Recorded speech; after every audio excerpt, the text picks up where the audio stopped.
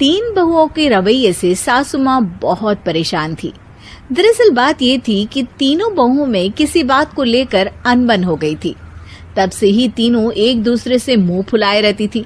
ना कोई सीधे मुंह किसी से बात करती, ना किसी का कहना मानती।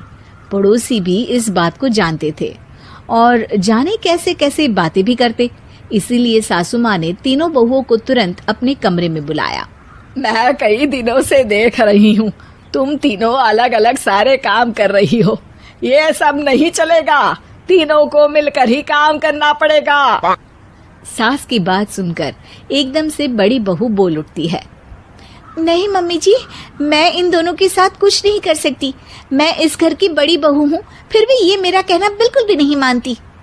अरे जेठानी जी, जानबूझकर मुझे डबल काम करवाती है आप। और छोटी मुझसे टेढ़े मुंह ही बात करती है। इन दोनों के बीच हमेशा सैंडविच बन जाती है मेरी, और मैं हमेशा आलू की तरह बीच में मसली जाती हूँ। मम्मी जी, इन दोनों को लगता है कि मैं छोटी हूँ तो इनके पैरों तले दब जाऊंगी, लेकिन नहीं, मेरा भी उतना ही अधिकार है जितना इन दोनों का है।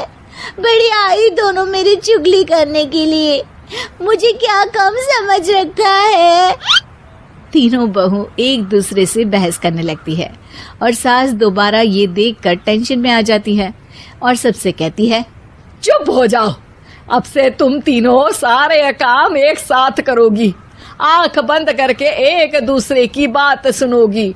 तुम तीनों इस बात को गांठ बांध लो, वरना अगली छुट्टियों में तुम्हारा अपना मायके जाना कैंसिल। सास की बातें सुनकर डर के मारे तीनों हामी भर देती हैं। जी मम्मी जी, मैं समझ गई। हाँ मम्मी जी, जैसा आप कहें। आप जो कहेंगी मैं वही करूंगी। तीनों बहू सास की बात को गांठ बांध लेती है और वादा करती है कि अब से सारे काम वो तीनों एक साथ मिलकर ही करेंगी। ये सब देखकर सास खुश हो जाती है और वहां से चली जाती है। नीचे जाकर वो देखती है कि घर में शर्मा जी आए हुए होते हैं। सास जोर से आवाज लगाकर कहती है, अरे बहू, जरा चाय बनाकर तो लाना, शर्मा जी आए हैं। सास की बात सुनकर तीनों बहू तुरंत किचन की ओर भागती है और चाय बनाना शुरू कर देती है। मुझे तो एकदम मसाले वाली कड़क चाय पसंद है, तो हम शर्मा जी के लिए मसाले वाली चाय ही बनाएंगे। अरे नहीं दीदी, गर्मी के मौसम में मसाला चाय कौन पीता है? मैं तो शर्मा जी के लिए इलायची वाली चाय ही बनाऊंगी। ये कैसी बात कर रही हैं आप दोनों? मेरी मम्मी ने सिखाया है कि मेहमान को ज्यादा दूध और शक्कर वाली चाय देनी चाहिए, वरना वो घर वालों को कंजूस समझते हैं।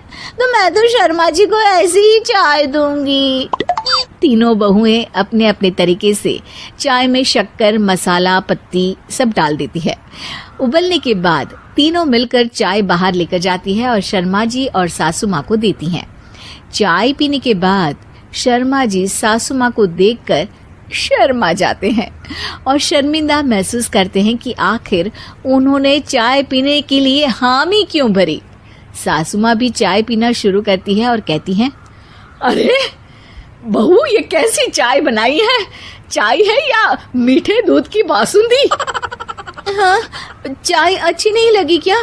कोई बात नहीं, हम पराठा बनाकर लाते हैं। चलो चलो अंदर। हाँ हाँ चलो।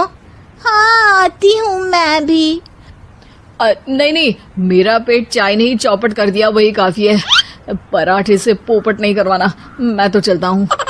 शर्मा जी चुपचाप पतली गली से निकल जाते हैं। अगले दिन सास बहुओं से कहती है, अरे बहू, जाओ जाके ऊपर के गेस्ट हाउस की सफाई कर दो। कल हमारे यहाँ मेरे दूर के रिश्तेदार आने वाले हैं, तो पूरे कमरे को चमका देना, समझी? तीनों बहू सास की बात को मानकर ऊपर सफाई करने चली जाती हैं और तीनों कमरे की सफाई चालू कर देती है।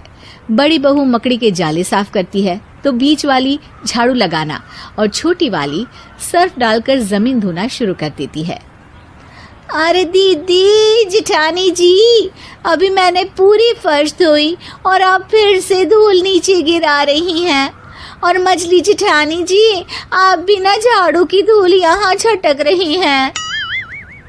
अरे तीनों को साफ करना है, एक साथ सफाई करते हैं ना।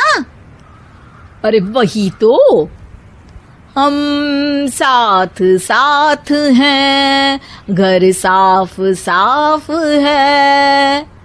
तीनों बहू ऐसे ही काम में उलझ जाती है और 2 घंटे तक एक ही कमरे की सफाई करती रहती है। बहुत देर से अपनी बहुओं को ना देखने के कारण सास ऊपर कमरे में उन्हें देखने जाती है, लेकिन कमरे में घुसती ही वो गीली फर्श पर फिसलने के कारण नीचे गिर जाती है। ओरी मोरी मैया, हड्डी मरोड़ के रख दी। आए मेरी तो कमर ही टूट गई रे। तीनों बहुएं सास को उठाती हैं और बिस्तर पर सुला देती है। अरे मेरे हाथ पैर दर्द कर रहे हैं, दबा दो, आराम मिलेगा। हाँ जी माँ जी। अरे जी माँ जी माँ जी। और तीनों बहुएं एक साथ सास के हाथ को दबाना शुरू कर देती हैं। माँ की तो चीख ही निकल जाती है और नतीजा ये होता है कि सास के बचे हुए शरीर में भी दर्द उठ जाता है। हाय राम, ये क्या कर दिया तुम तीनों ने। अरे मेरी तो किस्मत ही फूटी है कि तुम जैसी बहुएं मुझे मिली। हे भगवान, पूरे शरीर में दर्द बढ़ गया है। अब तो पता नहीं कि चल भी पाऊंगी या नहीं। माफ करो, मुझे गलती हो गई मुझसे कि तुम तीनों को एक साथ काम करने के लिए बोला।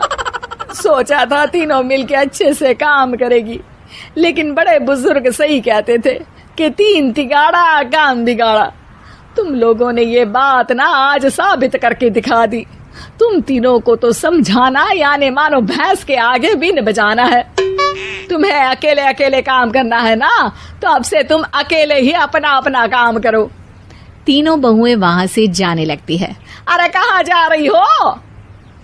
आप ही ने तो कहा कि अपना अपना काम करो, तो मुझे मुल्तानी मिट्टी लगानी है। अरे मुझे भी तो नेल पॉलिश लगानी है, मुझे ना मेहंदी लगानी है। सास अपना सर पीट लेती है और कहती है, अरे मुझे भी लगाना है कुछ। क्या माँ जी? क्या माँ जी? क्या माँ जी? तुम्हारे घर वालों को फोन तुम्हारी हरकतें बताने के लिए।